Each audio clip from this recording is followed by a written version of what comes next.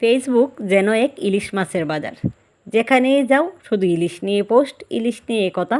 তাই আমি আর বাদ থাকবো কেন? তাই আমিও চলে আসলাম ইলিশ মাছের রেসিপি নিয়ে। আজ আমি রান্না করব সরিষা ইলিশ।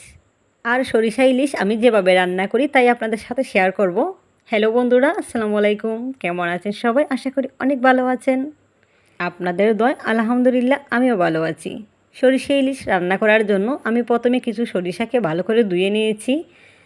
আর কিছুক্ষণের জন্য আমি সরিষাকে ভিজিয়ে রেখে দিব, যাতে করে একটু নরম হয়। তারপর আমি পাটা করে বেটে নিব।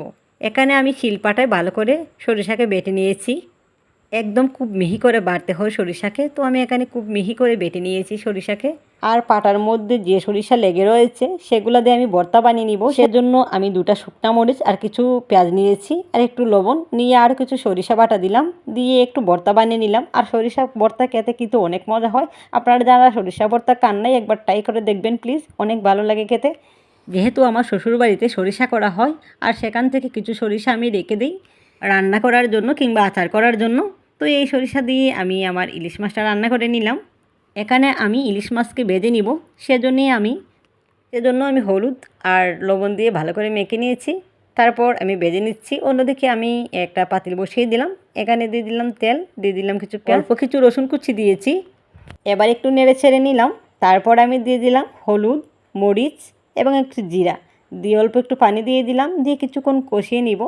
আমি কিন্তু ইলিশে কম জালই ব্যবহার করি, হয়তো বা আপনারা দেখে বুঝবেন যে অনেক জাল। আসলে মশলার কালারটা এরকম। আমার মশলাটা কিছুক্ষণ কষিয়ে নেওয়ার পর আমি এখানে সরিষা বাটা দিয়ে দিলাম, দিয়ে নেড়ে ছেড়ে ভালো করে মিক্স করে নিব। অল্প পরিমাণ পানি দিয়ে আবার কিছুক্ষণ কষিয়ে নিব। রান্না করতে করতে মনে হলো আমার তো গড়ে কাঁচামরিচ নেই, এখন কি করি? তো হঠাৎ করে মনে হলো আমার তো গাছে অনেক কাঁচামরিচ আছে, নিয়ে আসি তাহলে। এটা হচ্ছে আমাদের বাড়ির পুকুর, আর পুকুর পাড়ে 2টা কাঁচামরিচ গাছ আমি রোপণ করেছিলাম। আলহামদুলিল্লাহ আমি আজ 1 বছর ধরে এই গাছ থেকে কাঁচামরিচ খাচ্ছি।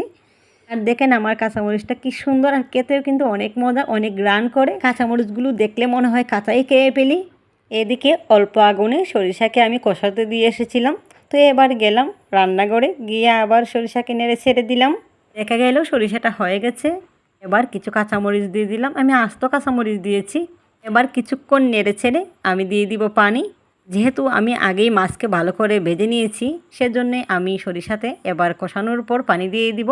তারপর বলক উঠে গেলে আমি ভেজে রাখা মাছ, আর এইভাবে সরিষা ইলিশ রান্না করে খেতে কিন্তু অনেক ভালো লাগে। আপনারা কে কে এইভাবে সরিষা দিয়ে ইলিশ মাছ খেয়েছেন অবশ্যই জানাবেন। আর যারা আমার ভিডিওতে নতুন তারা অবশ্যই আমার পেজটা ফলো দিয়ে রাখবেন, আর সবসময় আমাকে সাপোর্ট করবেন। আর কে কোথা থেকে আমার ভিডিওটা দেখছেন অবশ্যই আমাকে কমেন্ট করে জানাবেন। আজ এই পর্যন্ত, সবাই ভালো থাকবেন আর আমার জন্য অনেক অনেক দোয়া করবেন। ভালোবাসা রইল সবার জন্য। আসসালামু আলাইকুম।